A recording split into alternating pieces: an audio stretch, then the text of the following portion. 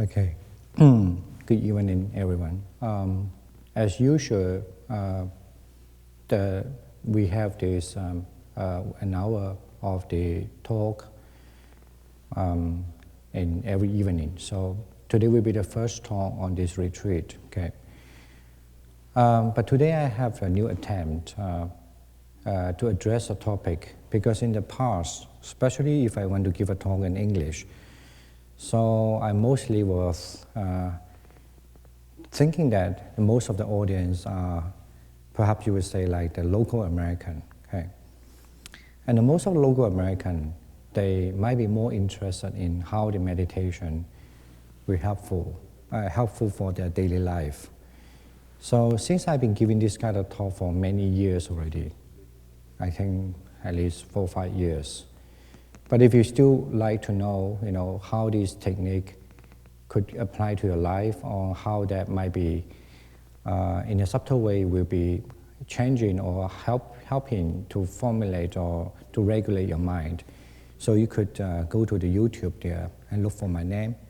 Maybe then you can find lots of talk over there. Or maybe actually you could just look for my website too. But today I have a new attempt. So the new attempt, usually when you have a new attempt to give a talk on a topic, it can be not really pleasant for some people. Maybe yes, some people like it. It's always very hard to tell who like it, who doesn't like it. Maybe the best I want to say, let me just adjust my recording first. Maybe the best to say this is, in this few days talk, I like to mostly borrow the text from the Buddhist tradition, and also try to look at how the Buddhist tradition really understands this technique. Okay, and because it's kind of like a little bit of religious way, so that's why I say maybe some people not really always appreciate that. But anyway, I guess if you don't, you might have a different idea. Please just take it almost like a story, like I'm just, the bedtime story for you, that you can go to sleep well. Okay. Firstly, I want to say that actually there's one of the Buddhist texts called Itivuttaka. And in other words, in Chinese called Lu Shi Yu. It means usually this text is a collection of the Buddha's talk that to reaffirm that this talk really was preached by the Buddha or been addressed by the Buddha. So that's why this text begin to say that this is how I heard from the Buddha, and then the Buddha is the perfect one as among the human beings. And then what did the Buddha say? He said, "Have no fear of meritorious deeds, monks. This, monks, is a term for happiness, for that which is desirable, pleasing, healthier, charming, that is to say, meritorious deeds." I think actually the Buddha began to say, when you learn Buddhism, at least we always know, they always ask you have to be empty everything. Empty your mind, empty your body, empty your stomach, empty everything. Okay, it's up to you how do you understand empty, but certainly I'm sure that you always heard about this term. But also sometimes surprisingly, that you also find in the Buddhist text, the Buddha asks you, don't fear about when you have merits. You have this kind of meritorious deeds. Now what does the curious mean? Why some Buddhists are so fear of the meritorious deeds? Why? Because some people, the way they learn Buddhism, they thought if you have conduct a meritorious deed, it means you have craving.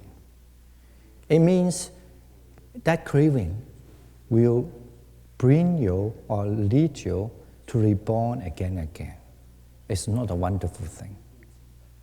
This is how the Buddhists, general, some people think it that way. In other words, yes, you definitely in Buddhist teachings would not encourage you to do bad deeds, bad things. But then, even in a certain teachings also tell you not even to do the good deeds too. Because if you commit yourself to the good deeds, even though you will be reborn to the heavens, or you'll be born here, be a nice life, but you're still bow to the craving, right? Nobody heard about that? Right? So now, when we read this Buddhist text, and then the Buddha, we don't know why, but anyway, the Buddha claimed that already. Don't fear all these meritorious deeds. And he also reaffirmed the saying that a term for happiness, because a meritorious deed, this always is a term for happiness. And for that which is desirable, pleasing, and then you're always pleasing, desirable, healthier, and it's charming. So, and what happened? And then the Buddha started to say further, he said, I distinctly know, monks, the ripening of the meritorious deeds performed for the long while to have been one that was desirable. In other words, I don't want to go to read all these things, but generally the Buddha wants to say, now the Buddha assures you that don't fear of the meritorious deed, because that is a term there for happiness. And then the Buddha also reassures you that actually the Buddha himself have experienced this kind of meritorious deed, and also has been, because of conducting the meritorious deed, has a good ripening, in other words, have a good result. Now he starts to say what kind of result. He said that, having brought into being a heart of loving kindness for 7 realms, I did not return again to this world for 7 evolutions of the kalpa. I know this is a difficult term. Generally, the Buddha wants to say, because the Buddha in the past, he has been practicing this loving kindness meditation, or this for Sublime body meditation. For 7 realms, that's the old language, it means for 7 years. So for 7 years, he's been highly devote themselves to practice this. So the result of the practicing, you will bring him what? So that he would not come back to this world, okay? He will not come back to this world for 7 evolutions of the kalpa, okay? Not only that, in other words, billion years, he would not come back to here. When this, where did he go then? So that means actually, he was being born to one of that's believed to be the heavens, that the body will always shooting out the light. That's called apasara. So, and when that kind of word been destroyed, because Buddhism believes there's no any word will stay forever, When that kind of heavens also been kind of naturally been destroyed, so then he was born in the Brahma world, and he stayed, not just become as a Brahma, so what the Indian ideology believe mean like a God place. It's not that he would just become the God place, but he stay in the palace of the God. Okay. And after even those things, and again, he become the head of the head basically means the king of the one of the heavens, so that he could live. I don't know how to count that. 36万万 in English, I don't know how to say. Huh? Yeah.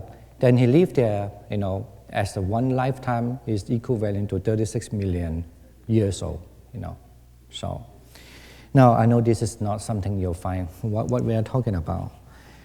And then, of course, there are more and more. Even after when he just became a king there, and then he would die also, after 36 million years of age, for the earth age, and then he again be reborn as from the earth again. Then he become one of the great ruler on the earth. So that's what we call the Dharmajaka. It's the idealism of Buddhism, thinking the ruler when it comes to the earth, all these other continental will really surrender themselves to them without raising the war, because they they believe that he will be the greatest one, the most justice one. So it's the kind of idealism of Buddhist understanding of the kingship, okay, or the ruler or the leader. So, and after this, and and then at that time, actually, when he's become a ruler, he was thinking, what kind of thing he'd done in the past, so he could have such a powerful leadership, or that everybody would listen to him also. And then, when he reflected accordingly, then he see that just like a meditation. Okay, he could see almost like he could see his past life and can trace back, And then he knew actually even long, long ago, when he was in this kind of earth, so he practiced 7 years of the force of light abiding, and that kind of marriage, that kind of something like the wealth, that will give him a powerful, powerful marriage to be born in a good place. Not that he was born in a good place, but he was born even as a powerful person in those heavens. So, not that only he was powerful in the heavens, when even then he come back or reborn. Buddhism believes in reborn, right? And then he reborn back here again, and then he was one of the monarchs, which is what we call the wheel-turning monarch. In other words, mean the most powerful king. That without a war, everybody would surrender to him. So, of course, this in the modern time, there are lots of interpretation. People sometimes, when they come to Buddhism, they might be, really interested in Buddhist ethic, because Buddhism always teach something really nice, to be how to be a person. But sometimes also people are interested in Buddhism, of course, not because just a Buddhist ethic, for example, like a meditation. Even a lot of my friends, either they're Catholic priests, for example, they also admit that. One of the wonderful of the Buddhism is Buddhists have lots of way, lots of method. It's not just a theory that, okay, you should be good, but he will teach you how you can develop, cultivate, and be good. But then this is how generally, at least my friends in America or even in Europe, they are mostly interested in. But not necessarily you will be interested in the religious aspect, means something that you never touch, you don't know what is true, you don't know what exists. Now, this is why I like to bring this text to just begin today's talk, for many reasons. Maybe for one of the reasons, because even when I started to become interested in Buddhism, so I have to say that you always have this kind of wondrous mind thinking that, what if I cannot be the Buddha? Or what if I cannot be enlightened, like, such we think about enlightenment. And this is certainly, does Buddhism, if it serves as a religion, maybe not a religion, but serve as a religion, so Buddhism also will offer some other things that to fulfilling the religious purpose. Generally we understand the religious purpose mean that at least this is what we care, especially when you're older and older. That is, when you die, where you go. Okay. And of course, nobody likes to think that they will go to a bad place. They always, if there's a place that you have to be reborn again, that you need to think about that might be it happened. But if it truly will happen, to where you could be born, and then can you be born in a better place? Okay. So of course, that's the reason why all religions offer you different understanding, theory, telling you that, because of this, you can be born there, you can born in the eternal place, and so forth and so forth. Now, I think this is also a time to introduce that. Maybe now some people think it's not important, but trust me, one day when you lie in a bed about to die, maybe come to be very important to you. And whether that's something you believe or not, maybe think in this age, no, what this heck, I don't care. But when that time, so you might be care. So whatever, I like just to plant some seed in your mind. And not just to plant the seed in your mind, it's also the way that at least I like to offer in a religious aspect. what you're practicing now, what does it do good for you, if you really cannot be enlightened. Now, according to the text, it's very clear.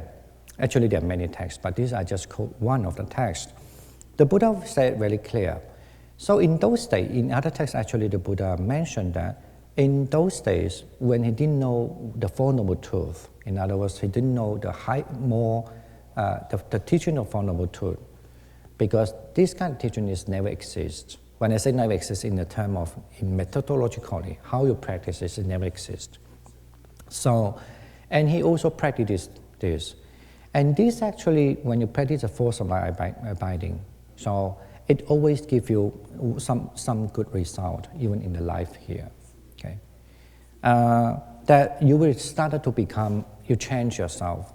So like the first day, someone mentioned why he would like to come back to practice, because one reason is that they know themselves, they have a very stubborn mind, and a kind of like very, is it called stubborn? No, stubborn is not a good term. Very rigid, maybe, very rigid mind. But after practice this this Four Sublime abiding meditation, even though they don't necessarily practice, devote themselves to practice so much, but it does change them. They soften the mind. That kind of soften the mind, they could see that it helps them to become much more, friendly to people as well, and they don't fear so much thing. Okay, for example, like that. That definitely is one of the results. And another result, this is what we also talked in the past, that Buddhism also believes when you practice, when you have developed this kind of good mind, it's very different philosophy. That is, when you have a good mind, that is a very powerful and great merits you have. Okay, very powerful and great merits. That's all. Maybe you could translate as a meritorious deed you have. And this kind of meritorious deed is as if like you're saving your money in the bank. I don't know, still the bank can bankrupt, okay? And maybe if the country has some problem, you can devalue your money as well, and so forth. But in Buddhism, when you do the good deed, and that good deed is always bring you wonderful result, okay? Now, among that, the Buddha, again and again and again in many Buddhist texts, mentioned that one of the wonderful things that you could do is when you practice a Four Sublime abiding. It was so wonderful that, so the merit is so powerful that it's more than whenever you do anything. Of course, I have to say, I do have questions in the past, because I always still think, if I develop this loving kindness, again, very powerful, so what?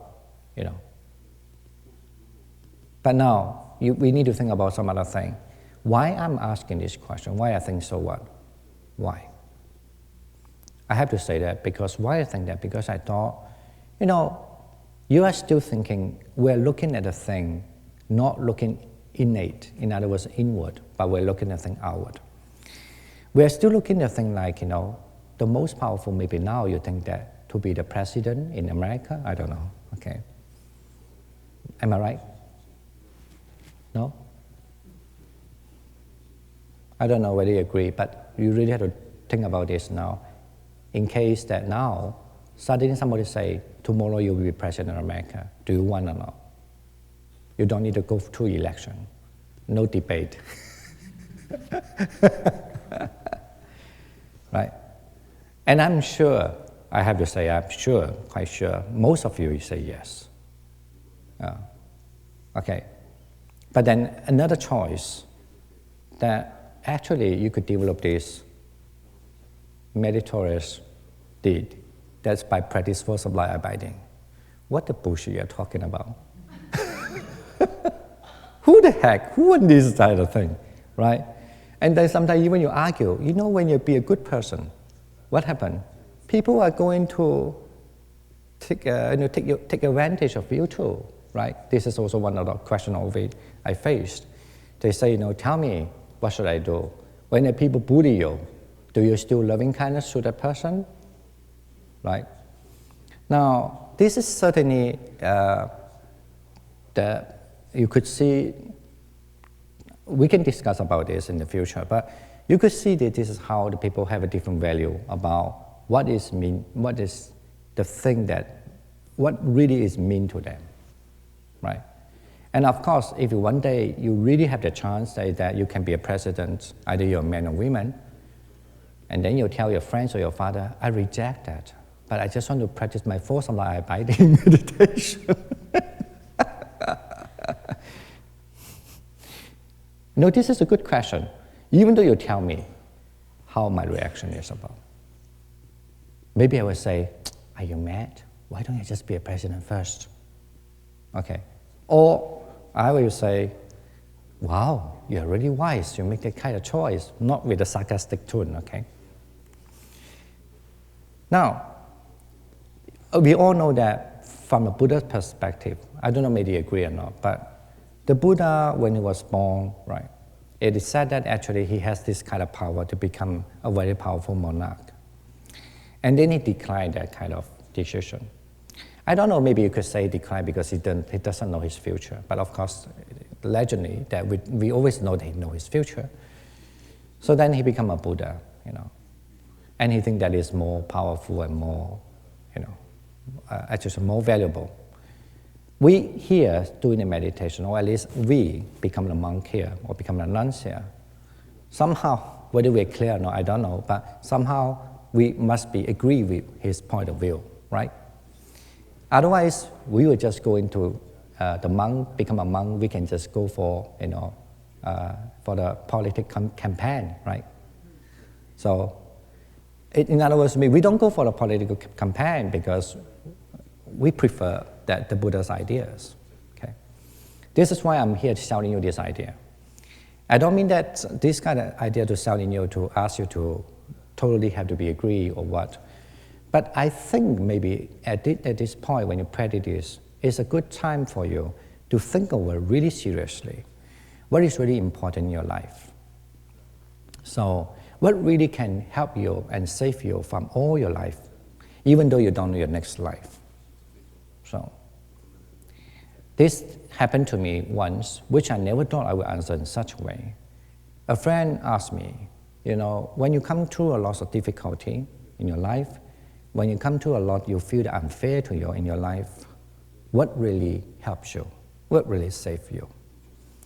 Maybe some other people will try to say, the thing that helped me and saved me because I pray to the Avalokitesvara, I pray to the Buddha, it doesn't work for me.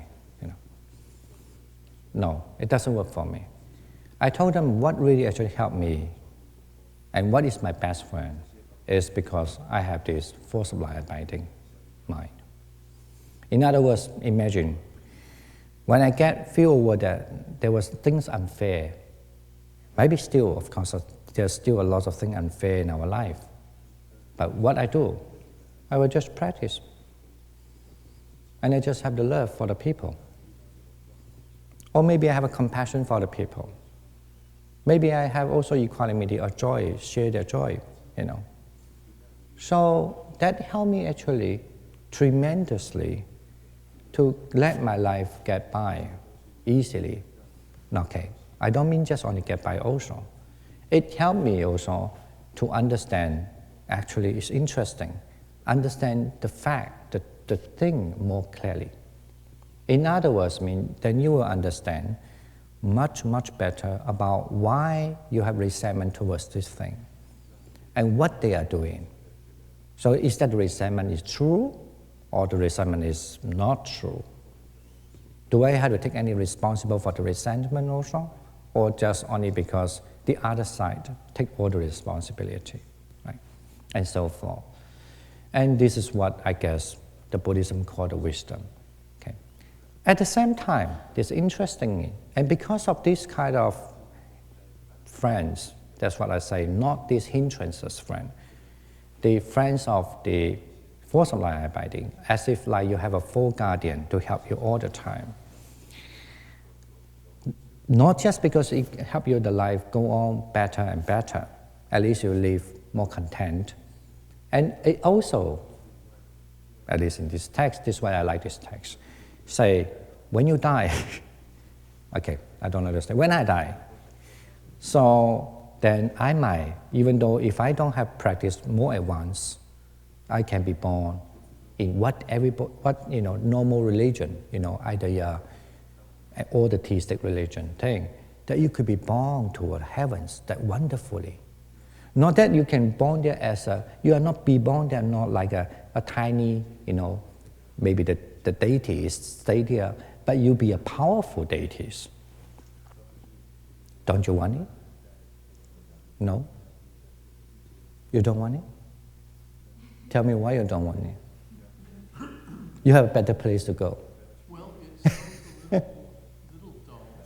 Little dull. What does it mean by little dull? But I like to know then why you come here. I mean, not here meditate. Why you come to this earth? Because it gives me an opportunity to help others and myself at the same time, and to develop my practice. But how do you know that when you go there heavens, you will not help the others? That's a good question. Because it's a good question for me because I don't see anything in the sutras that suggests that. But they does suggest that. And the Buddha said that I've been there. And that's why he said that don't worry about the meritorious deeds. And so, and actually, we should call the Buddha here again and ask what really he's trying to suggest. Yeah, okay. Maybe I look at it this way. I look at it this way. When they haven't really gone to a higher stage, like what the Buddhist ideology is, like to be a Buddha, to gain enlightenment. So you still must have this kind of quality there. That is the godlike quality. Or what I like to use the term mean, the divine quality. If we have because in Buddhist understanding, the divine quality is always a person is always benevolent, always very kind, always very loving, no anger all the time, and no jealousy, no hatred. I know this is at least in terms of human rationally. So, and this certainly, definitely, it had a great benefit for us already. So imagine that if in this earth, if we have a person like that. And then since Buddhism believes in the past, the reborn, but you cannot say that when it's such a wonderful person, maybe not enlightened, but he's a wonderful person, that there's no place for him to go, right? Maybe he would like to come back here, all right. But we need to think about what if there was a certain place to suit him more. Do they have a place to suit him more? If we are not looking for the universe as such, as small as such, like here on Earth, but if you look at the universe as a whole universe, then there must be the place to suit this kind of person too, right?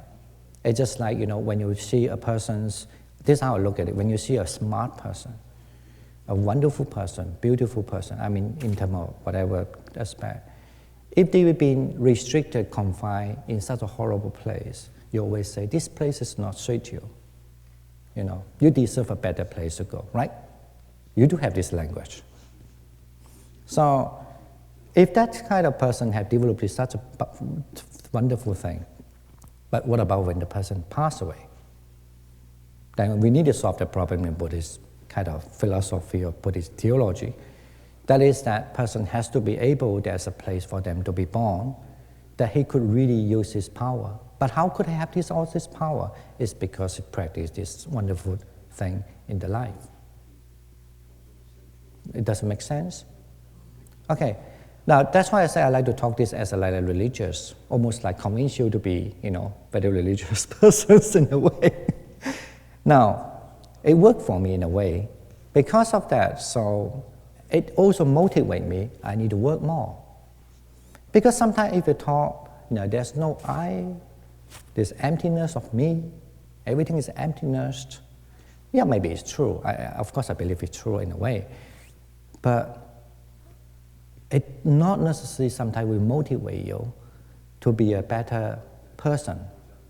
I mean, I'm not saying the teaching is wrong. It is how, as a human, when you want to transform yourself, become almost like unhuman. No, unhuman is not a good term. Ahuman, not human. Because there was a time when the Buddha attained enlightenment. Someone saw the Buddha, are you a human? He said, not a human.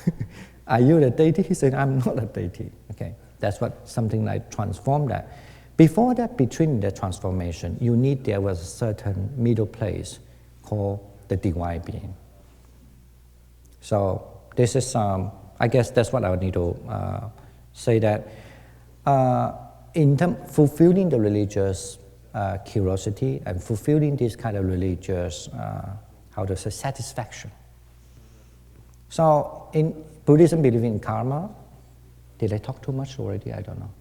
Buddhism believe in karma. So in other words, what we are doing, it has to be conducive, even in the next life, to be a better, right? So this is, and that you could argue that it is just only, what to call, a method, or anyway, let me think. There's a method that helps you to motivate your practice. Maybe fine, but it works, and that's how we can uplift ourselves to be a better person. But now I'm talking about if we believe in a Buddhist text. This is not only happening in this text, but there's several texts. The Buddha claimed that actually why he can be so powerful in the past is because he was spent his life to practice this force of life abiding meditation, so that he could rule the country. Okay. It's very boring, I guess. People sometimes feel sleepy too. Okay.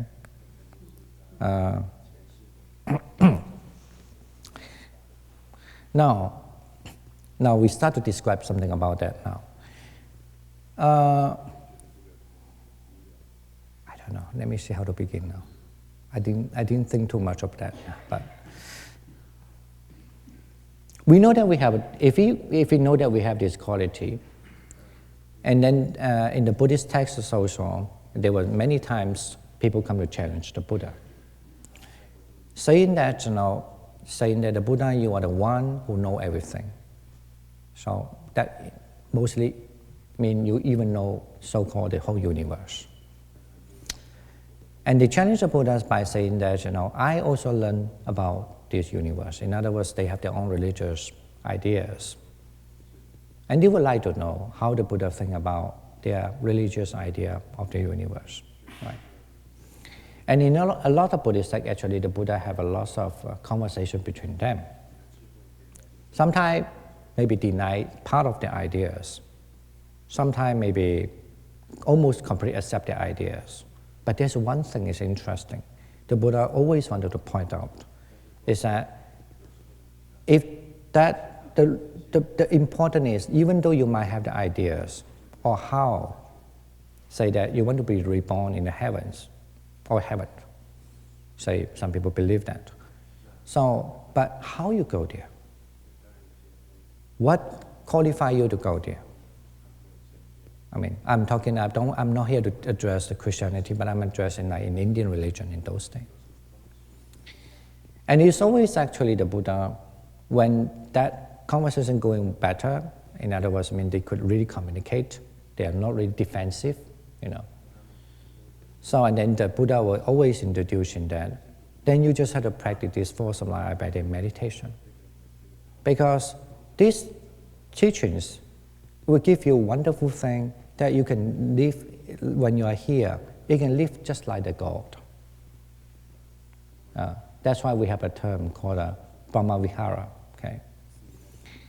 Because you can live like the God, and at the same time, when a person passes away, they could be reborn to that if they want to, in that state.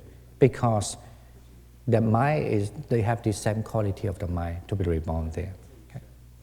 Not only this, actually, something very interesting. I like to talk here, but I don't mean that you need to practice now. Okay? It is believed that if you really want to go beyond your naked eye to see what you want to see.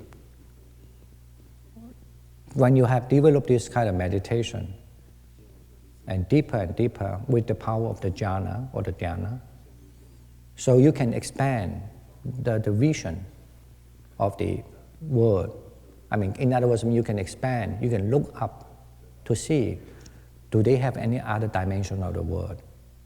That's why we always say the heavens word called loka also. Loka in the Sanskrit would mean the world. Okay? So you could look at the other world exists. In other words, you could say that through this kind of technique meditation, this has actually been described in many masters also. Usually we don't say it openly because we don't want people gossiping. But today I'd like to say a little bit openly. For example, people, because we are serious about the practice already. When you're doing a meditation, when you're serious about a practice, maybe sometimes that kind of meditation, the practices will help you, as I say, go beyond your naked eye. And then with that, you might be able to, it is believed that you'll be able to look through the people, you'll be able to read people's mind. There's such a kind of power there. But now if in case that you want to see, not this thing, but you want to look at how big the universe is, But if you have this time, and if you really want to devote yourself, then you have to practice this technique. Because this technique, I'm sure that the old students somehow know, at least in terms of the technique, you have to expand your vision farther and farther and further. And this kind of expansion of vision will help you to look much, much more. There was much, much more bigger world out there. Okay? Now, if that's the case, just for the logical reason, that someone can look farther world out there, what happened with you? It's definitely, it transforms you to understand this world now. You would not just really cling on this world all the time. Yes, sometimes you do, of course, but not all the time. Especially when there's a crucial moment there, there's other place you could go, not only this place. You stay. And then also, by seeing those things, by able to have that kind of vision, and then you also kind of firmly know that when my mind can stay in such a way, I could be there. I don't need to ask the permission to be there, but I can be there. Okay? Because at least that's how the Buddhist understanding. Wherever you're born is either you wish to be born there, or because you have the same quality. That's why you have to be born there. So this is, anyway, one of the, I don't know whether it would be encouraging you or discouraging your practice, but if it becomes a discouraging you, I like to encourage you, saying that even you don't believe this sort of thing, no matter, fine. Because maybe what matters to you is when you practice, it's always helped your life live happily and wonderful. Okay, and but of course, in case there was something really beyond this kind of world also, and then you always have the better chance. Then you don't have the chance. Okay. Recently, last time I went for a few mass, for the Catholic mass. Why I went for the mass is also. There was several reasons, because I have a good few friends, they are the Catholic priests. And one priest also one day invited me to go to his mass. He said, I'm conducting a mass in one of the wonderful church in DC. So I went there. The interesting thing is that because I have to think about this technique also. So in the mass, of course, whatever they do, I just follow them to do. Okay. But the important is that I have no any differentiation about I am a monk or why I'm here. And I just feel the wonderful feelings of the kind of like the divine, sensation over there. And I don't know whether how, and that time it made me to realize that, of course in early I could, but that's really made me to realize that I don't differentiate he is a priest, like a Catholic priest, or he is a monk. I just see him as a wonderful person. Okay. So, and that's kind of you complete cut off. This is I, that's you, because you have this religion, and because I have this religion, or because I have this idea. Now, and this is also one of the very important messages I always think we need to. You know that nowadays we have many problems. Maybe always it's like that, but at least now we have YouTube, we have so easy to look at my iPad, right? So easy to expose to a lot of news. And the media is very different now, so it's, they will encourage you when you have any problem, you might have, have some video clips, from your phone, somewhat, put it online, so you could see some real life thing. I want to say that at least that kind of thing makes us to think that there are lots of problems now. I always think it's always there, but I mean now it's exposed more materialistically, in front of our eye. And this kind of problems there, and I always think the problem comes to us is because we always want to distinct ourselves. I always want to think that I'm better than you. I, and you, You might be destroy my religion, or I want to destroy you too. Maybe you destroy my identity, so I want to destroy your identity too, and all this kind of thing. And of course, lots of topic comes along, how you dissolve this identity question. Can we not to have so-called American people? Or yes, you should have the nationalists, or not nationalists, or should have things in American people. All these kind of things happen. So now, I'm not here to give an answer right now, but I do know one thing. When our mind don't have the hatred, it doesn't matter.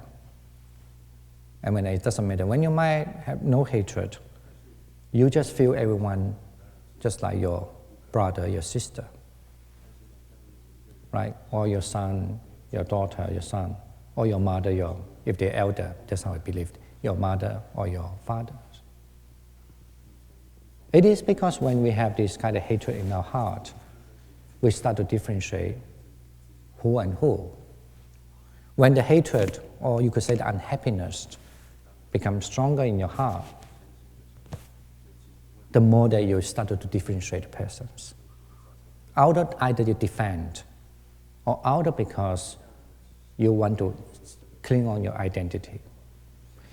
Now, for Sublime abiding is one of the best ways to solve this. Not asking you, don't have the identity, okay?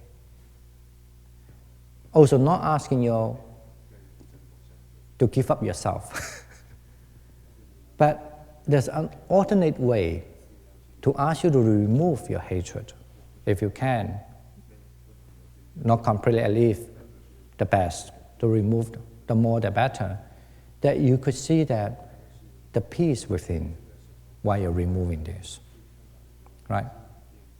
Now, I guess this is how I like to think. The Buddha say that why, even though in other texts actually the Buddha say, even though how powerful a person, what kind of big riches, in those days the king, when they were succeeded in the kingship, what they would do, they will have a big fiesta, right? And sometimes including some sacrifice of the thing, in old days like that. It's believed that you need to sacrifice certain animals to the god. And then also you have a big fiesta. That is showing that it's not just because joyous, it is not just makes you happy, as a great king, not just makes you happy, but they also believe that makes them have a great marriage, meritorious deed, make them will be good in their future, right? No? If they know that there's not good for the future, why they want to do it? They don't. They would believe that kind of ritual or the religious service will make them that kind of beautiful ritual.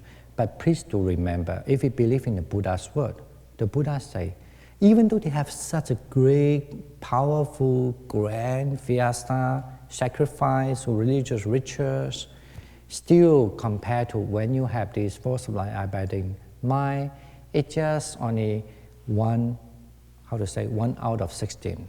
Okay, You get it now? So that, they involve so much money, involve so many people, happy together. Still, if that is kind of mandatory, they would do it. But still, if you compare to when you have a loving kindness mind, that is just only 1 out of 16. Okay? Now, I want to say, maybe at the moment you don't want to believe it, you don't know whether it's true, but I like to say this. I still doing it again and again. I like to say, if you work on it, see it to yourself. So I don't know, now if you ask me to go to the big ceremony, wonderful, people are joy, happy, I can feel the joy, I could feel the vibrant. But I don't think that joy is more joy than when I don't have a hatred in my mind. Okay? And especially when that you could remove the hatred in your mind, but you just feel this kind of love to everyone. I'm not here to tell the lie, okay? Even though sometimes I cannot do it, I have to say. But when I can do it, I certainly knew very well. There's none of the joys better than this kind of joys. You know what I'm saying? You know when you're young, let's go to dancing party, right? You go to dancing party. Or why you want to go to dancing party? Of course, you have happy time. If you know that you're going there to suffer, no one want to go. Right? And the same thing like, when people have a kind of feast for you, you're thinking that you're going to eat wonderful food. You have a happy time. It's good. I'm not here to say not good. It's good. But I guess that's what I really think the Buddha is one of the greatest person in the earth. It's because he able to see this in much, much more deeper, or in a depth way, very deep way. That is the joyous that makes you joy and happy is when you remove the hatred completely.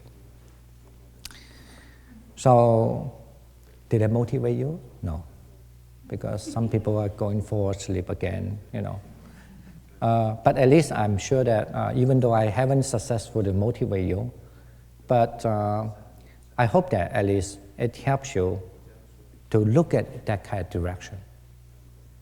In your life, check when is the time that you feel happy.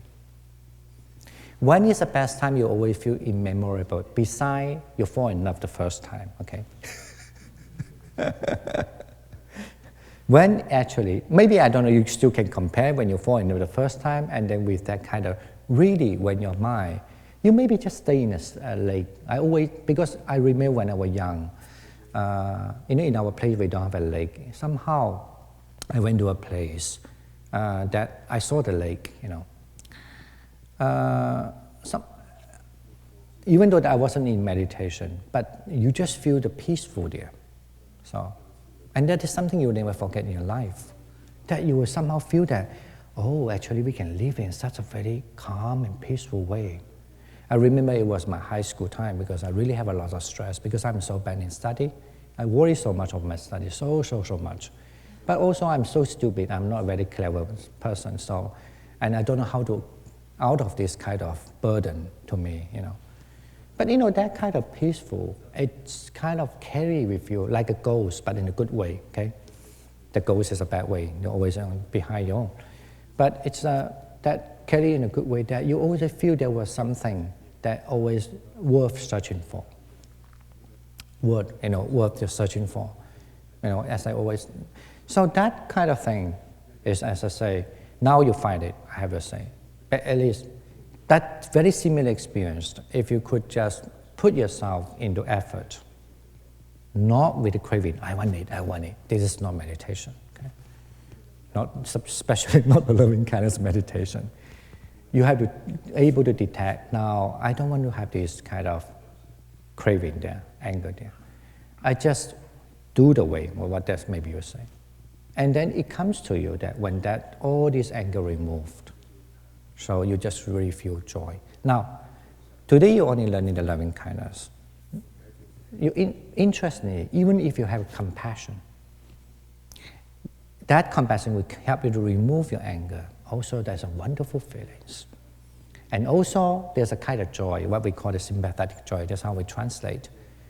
But that is also a kind of joy, not like the joy with your sensor, what you see nicely, what you hear nicely only, but purely the mental part that you're able to generate kind of joy, so you could able to remove the anger also.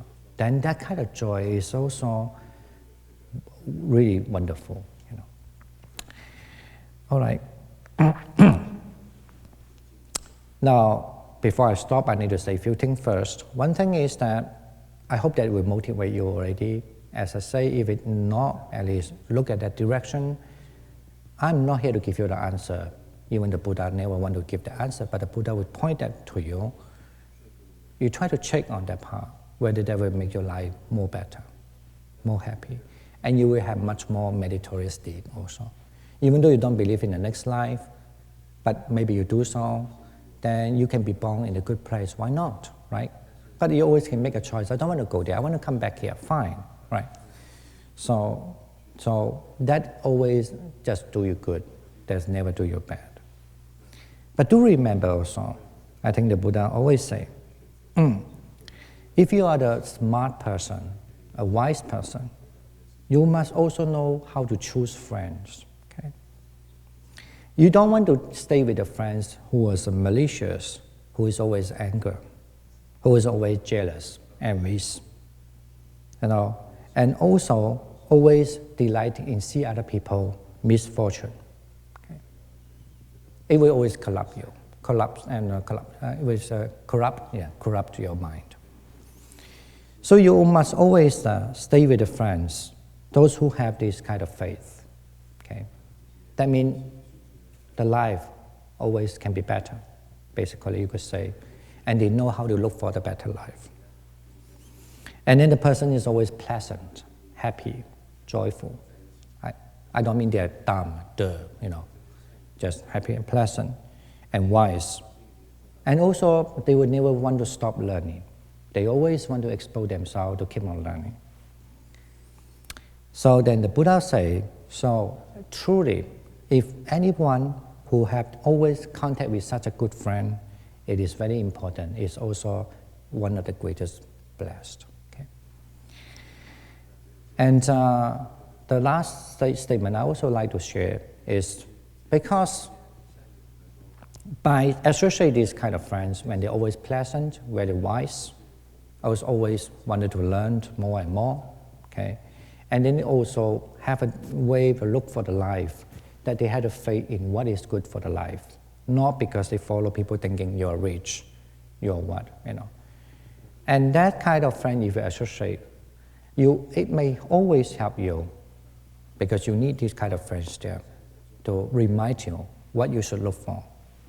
I don't know whether you agree, but anyway, that's what you should look for.